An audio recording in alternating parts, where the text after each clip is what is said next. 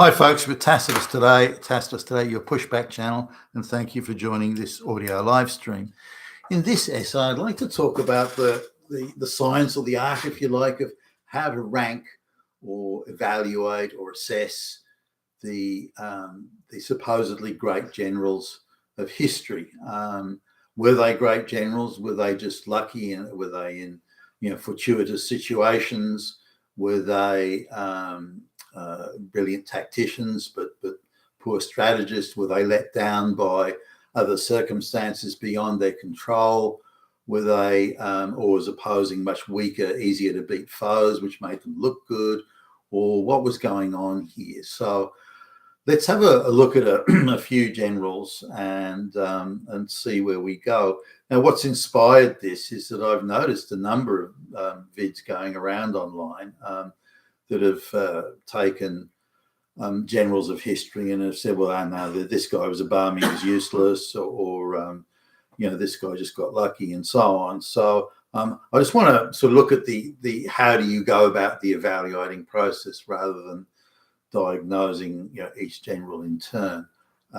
So now Napoleon Bonaparte is considered the greatest general of all time, pretty much.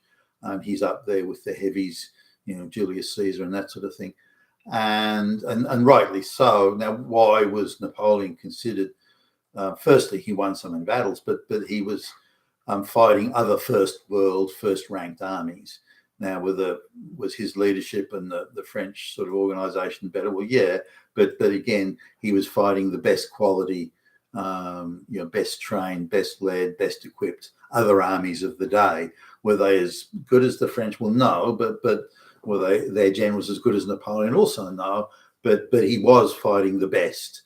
He was opposing and meeting the best in the battlefield and winning. So there's no easy passes for Napoleon. He just was better than the others. So he deserves the rank of the assessment of being a great general of the first rank. Now, there's a couple of things, though, that are missed about Napoleon that gave him an advantage others didn't have. Firstly was Napoleon, apart from being the nation's primary general, he was also the head of state.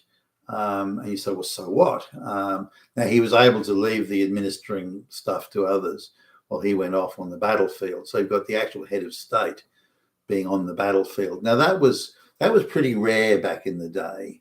And that Napoleon could fuse both those roles was important, because if the army needed additional resources of whatever type, Napoleon, being the head of state, could simply commandeer it and say, no, I want this, I want more men or more guns or more rifles, and could divert the resources of the state to doing what he wanted and needed to be successful in the battlefield, which could be more munitions or more food, more men, or whatever it might be. The other generals that he met did not have that same latitude. So that's something to be considered. In some places, I would say in a number of battles, that fusing of the two roles, head of state, head general, probably was decisive in tipping the balance one way or another. But it wasn't the only thing. That doesn't mean he wasn't a great battlefield general. He was. And he produced a number of innovations in organizational structure, use of artillery, that was quite well ahead of his time. The corps system, again, the concentrated use of artillery, and also the French falling in line, the quick or the double quick march to fall into formation. The French were running at 120 steps a minute, as opposed to 75 steps a minute, which was pretty much the standard.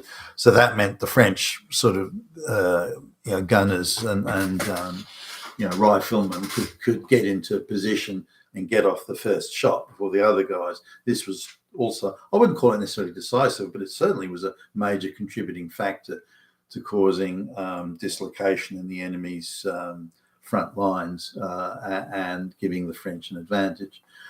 Again, that doesn't detract from Napoleon's battlefield skill. Also, the quality of the generals he was opposing. Some of these generals weren't too bad, by the way; they're all right, but they were aristocrats and primarily given their jobs because of their aristocratic connections, and being a general on the battlefield was considered prestigious and glorious. And so this tended to go to aristocrats who were well connected to the king or the monarch.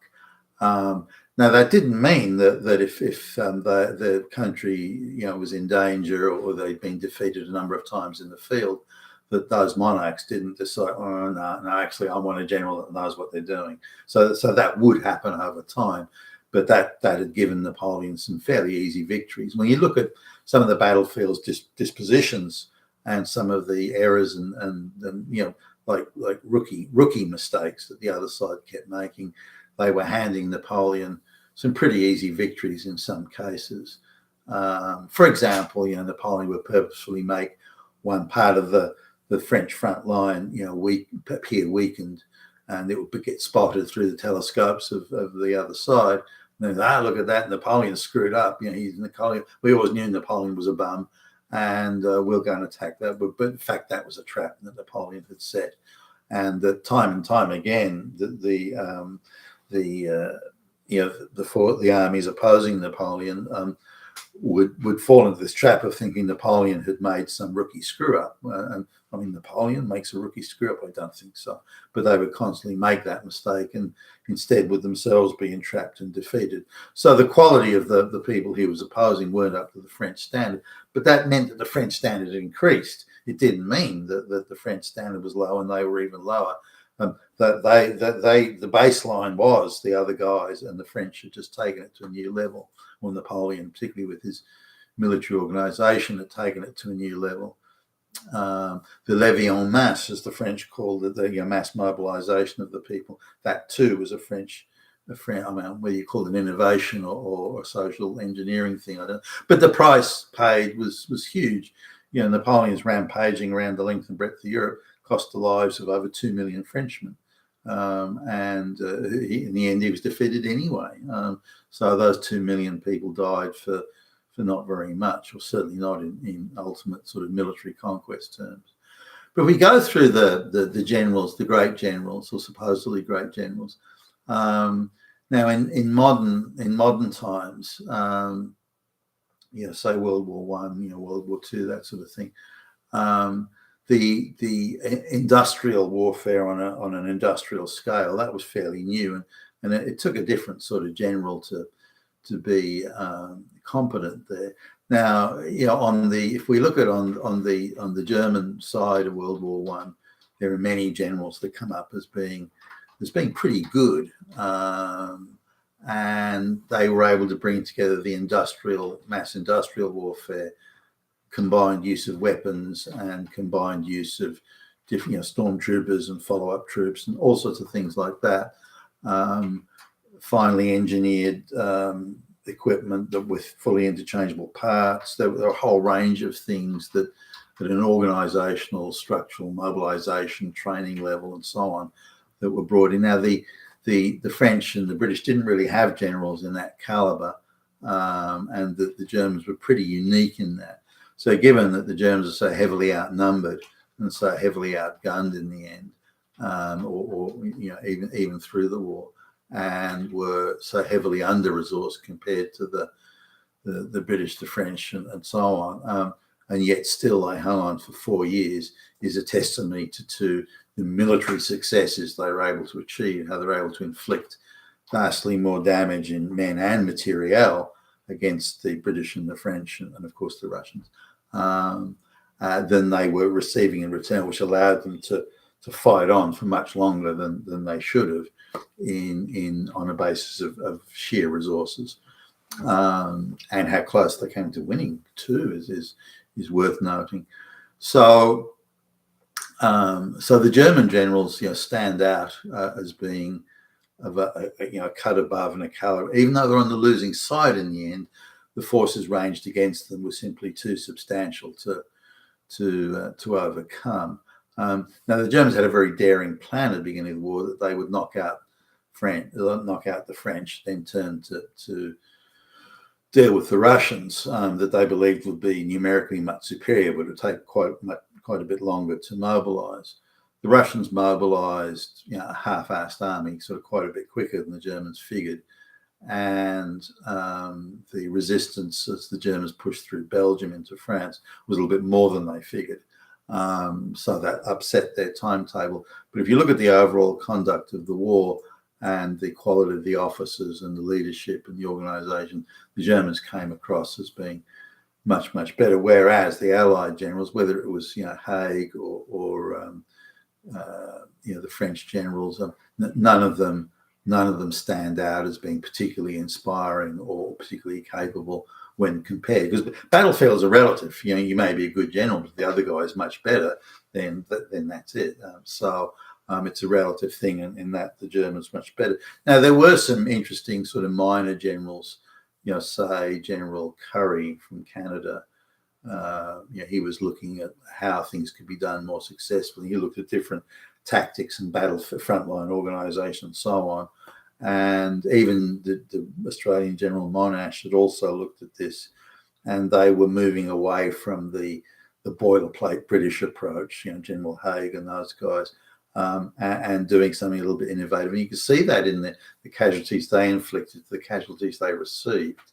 You could see that they were achieving something by this difference, but it wasn't picked up. Now, that doesn't mean that they were high-powered generals per se, but it means they were prepared to be pragmatic and look at the circumstances, in that long-term trench warfare, look at the circumstances, the conditions, what do we need to do better? And that was something that they were prepared to do, which is the sign, I think, of a general who's at least prepared to deal with the challenges and think of new tactics and new approaches. Now, if we look at different generals over time, say General Montgomery from World War II. Now, Montgomery was quite good at the training and some of the backroom organising. That seemed to work quite well. As a battlefield general rather than a staff or organising general, it was very different. Montgomery would only move if he had what he believed to be substantial superiority. And given he was always over-assessing the enemy's numbers, then it ended up in reality he was adding, a good 30% to the enemy's capabilities and numbers, which meant that he ended up getting like 2 to 1, 2.5 to 1 numerical advantage over the enemy before he would attack. So if we look at the Battle of El Alamein, the Germans were and Italian and German forces were woefully short of resources. Now, in the wider campaign, this is because the supply convoys were being interdicted by British aircraft and naval forces, and they were taking heavy losses. So Rommel, the German general, was receiving fewer resources than he needed, but by quite a long shot.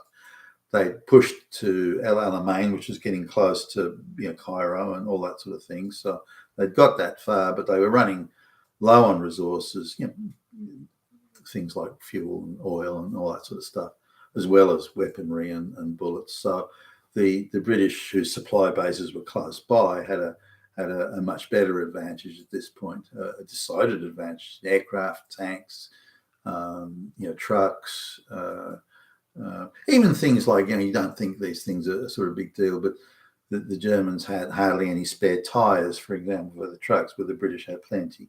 These type of things, and these make a big difference to the speed and the mobility of how quickly you can move, how quickly you can take your resources with you if you retreat, and so on. So Montgomery won a battle in El Alamein that would have been impossible for someone to lose, and Montgomery was convinced that he was a master tactician and all these sorts of things. And he showed the signs, I think, of a general who was caught up in himself and his own image. For example, he would insist that these subordinate officers send in reports, detailed reports, but never bothered to read them. And then he would go to see the officer, or demand the officer came to see him. And the officer would say, well, I'll hand in the report, like you said. Montgomery would say, oh, well, I don't care about that. I want to hear it from you. which is a classic sign of someone playing, petty supremacy games. And I think that's a bad sign in this case, a commanding officer. So did Montgomery actually win any battles where he was up against it, where he had less resources or equal resources?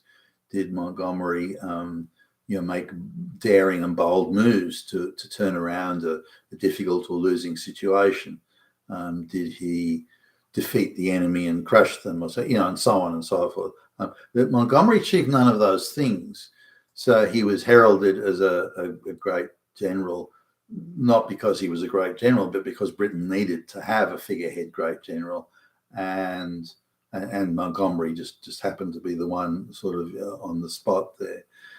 The other British generals who'd served in Italy, whether it be General Wavell or General Auchinleck or other generals, in the overall scheme of things, they were better generals. Now, whether they were as good as organising and training the back room as Montgomery was, that we could debate. But Auchinleck, when he was, opposed, General Auchinleck, the British general, was opposing, Rommel's drive towards Cairo. Auchinleck he was outnumbered, he had fewer resources, so he had to make difficult decisions and daring decisions, risky decisions. And so he had to throw the rule book, out the window to some extent and pragmatically deal with the circumstances in front of him, using his skill as a general and as a tactician. And Auchinleck managed to stop Rommel and sort of neutralise the German drive towards Cairo, which would have been curtains for the British had that happened. So Auchinleck stands up, but he was effectively defeated, and to Churchill, who was desperate for a victory because the British were being beaten left, right and centre, and the humiliations just came one after the other. And so the Churchill sort of threw Auchinleck under the bus and went for Montgomery. But by that stage, the Germans' offensive capability was almost zero. And so Montgomery, almost at his leisure, could build up forces and then attack a very depleted German force, again outnumbering them 2-1, outnumbering them in aircraft, tanks, armoured cars, trucks, and every other area. So no great victory. So Montgomery was not a great general. In all the subsequent battles that Montgomery fought, he either overcame an enemy that was already beaten in effect, or in turn was beaten himself and didn't really achieve anything thereafter. Now, you can look at generals like Alexander the Great. Now, Alexander the Great was also the political leader and the general. So again, he could commandeer resources that he wanted and needed at any time because he was also the political leader. That is important to consider. He wasn't just a general, like an employee of the body politic, as it were.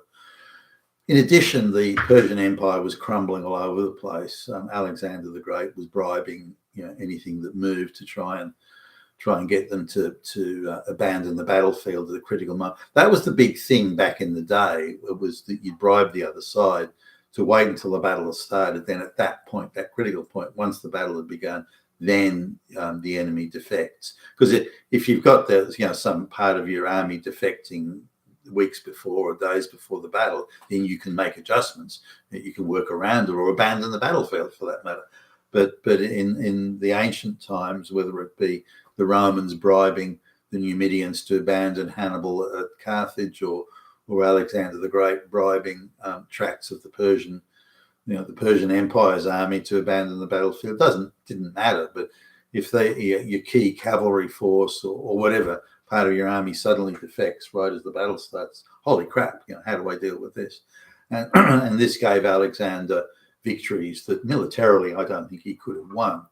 Was Alexander the Great a great general? Well, yes, but whether he would have won all those victories, or that the victories would have come at much greater cost, or whether they would even have been possible if he was not also head of state, then this is matter for debate. Was he a great general? But would he have been as great? For example, if he'd won most of the battles but not all, or that he'd won the battles but a huge cost in men and material, we wouldn't see him in such a favourable light. So that's similarly a consideration and a nuanced thing. Now, if we look at a general like, say, Pompey the Great, the Roman general. Now, Pompey was a competent and that. Well, he didn't win all the battles that he fought. He was in circumstances that were not fortuitous. Sometimes he'd come in and to a situation that others had set up, but the battle was forced on him quickly. Other times he was overcoming enemies that were not first world armies, so he couldn't sort of claim brilliant generalship over an equal opponent or anything like that. Now, the Pompey only really had one battle where he was facing another First World Army, as in this is in the Roman Civil War, and the general was Julius Caesar. Pompey was in a difficult situation because he was not the head of state. Julius Caesar was seen effectively as the de facto head of state and the leading general. So he had command over resources the others that Pompey didn't. Similarly, Pompey was really the Senate's general. So he had to share power and decision making with a group of people who weren't military experts by far. And so they were demanding behaviours and actions of Pompey that he wouldn't have done if he'd been in sole command.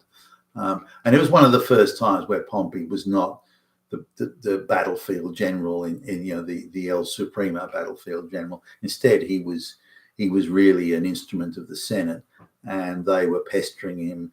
Pompey had Caesar. Pompey and his army controlled the resources and the water, and mostly the fleet. So Caesar was in a difficult position. Caesar was running out of resources. Caesar had to have a battle, and whereas Pompey could sit it out. So Pompey was prepared to sit it out until Caesar was unable to fight, lack of food and water and so on. And therefore Caesar's army would disintegrate, and Pompey knew that. So he could win without there being a decisive battle. But the Senate wanted a decisive battle. They want Caesar crushed. And so they were pestering Pompey to go into battle. Now, quite a few of the troops were of modest loyalty to the Senate. Some of them weren't happy about fighting other Romans in a civil war. Quite a few of them had only had basic training, whereas Caesar's troops were mostly, at least, battle-seasoned veterans. And now Pompey had quite a decent numerical advantage, and he needed it, really, given that the loyalty of some was a little bit under question. And so now Pompey's subsidiary generals, his junior generals that were similarly, some of them were more loyal to the Senate than they were to Pompey. So they were inclined to take a political view rather than a military view. So when the battle came along, and we need to, again, temper Pompey's position, Pompey was unable to defeat another First World Army and First World general. And this was considered to be that Pompey was only ever just a competent mid-level general. The idea of calling him Pompey the Great was a bit over the top. So looking at any general and their capability, Mark Antony, for example, the Roman general, got caught up in Parthia and surrounded by Parthian troops and cut off from all his resources. Yet he was able to get his army out pretty much intact and deliver some pretty heavy losses to the Parthians. Now, given those conditions and how he was cut off and surrounded and still got his army out largely intact, that to me at least is a sign of a great general, given those difficult circumstances. Now, there are generals throughout time that have overcome what seemed like impossible odds. Julius Caesar was a case in point, Napoleon another, and consistently able to do so. So those, in my view at least, would be great generals. And there's only a handful of those, I think, throughout history. Many of the generals, Hannibal, the Carthaginian, is a great general. And there's not many, but when you look at the adversity they faced, the difficulty, the circumstances, the quality of the opponents they faced, then those things in combination are the measure, I think, of a great general. We look at the American Civil War. Now, Now, Robert E. Lee is considered to be a great general in some quarters, but more recent evaluations of Robert E. Lee say, in fact, he wasn't much chop. I don't agree. Firstly, the South in the American Civil War had far fewer resources, far fewer men. The political objective that Lee was charged with by Jefferson Davis, the Confederate president, was we've got to make life as unpleasant for the North as we can, so they will decide the fight's not worth it, and they'll just agree to our conditions, in terms of succeeding from the Union. So Lee had to bear in mind the fewer resources, and bearing in mind that the North can mobilize more resources, Lee had to get a result quickly. And to do that, he had to win battlefield victories, or at the very least neutralize the North and whatever they were planning and trying to accomplish. Lee was spectacularly successful in this. More recent evaluations said that Lee expended too many men and that his losses were too heavy. But I don't agree with that. The losses were heavy relative to the men that Lee had.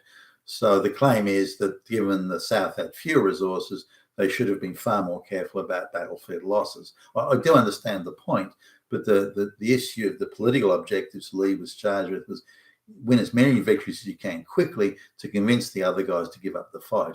And Lee did that, and did that, I think, very successfully. And so given that he was often frequently outnumbered, often had fewer logistical sort of supports, fewer weapons. Sometimes he's going to battle where many of the men only had a few bullets so the difference in materiel was substantial, and yet Lee was again able to win victory after victory by some of it was sort of good luck. I mean, the North blundering, but even so, it was still a first-rank army he was opposing, but he still won those victories. That would make Lee a great general, given the range of the political requirements put upon him, the resources he had, the resources of the other side, and so on and so forth. So Lee was a great general. Was Ulysses Grant a great general? Well, no. Grant used superiority material and men to grind the other side down. And so no, I don't believe he was a great general. He was determined and stuck with it, and that alone, deserves merit. If you look at generals like, say, McClellan, that was constantly butting heads with President Abraham Lincoln, McClellan was quite a good organizer and trainer and facilitator, and putting the resources in place. I mean, he's quite good at that. And if you looked at him from just an administrative point of view, you'd rank him quite highly as a battlefield general, and as a daring tactician. He was quite poor. In fact, you'd say almost making one rookie mistake after another. But this also creates a divide in generals. Can any general be capable in all the areas required, or do they gather that expertise around them? For example, having an expert quartermaster general, to resource, and an excellent general at training, and an excellent battlefield general. You very rarely get all those things in one, and you do in the likes of the Napoleons and the Julius Caesars and so on. But it's very rare, and it's those generals that we see now over time as the great generals of history. You've been with Tacitus today, your Pushback channel, and thank you for listening.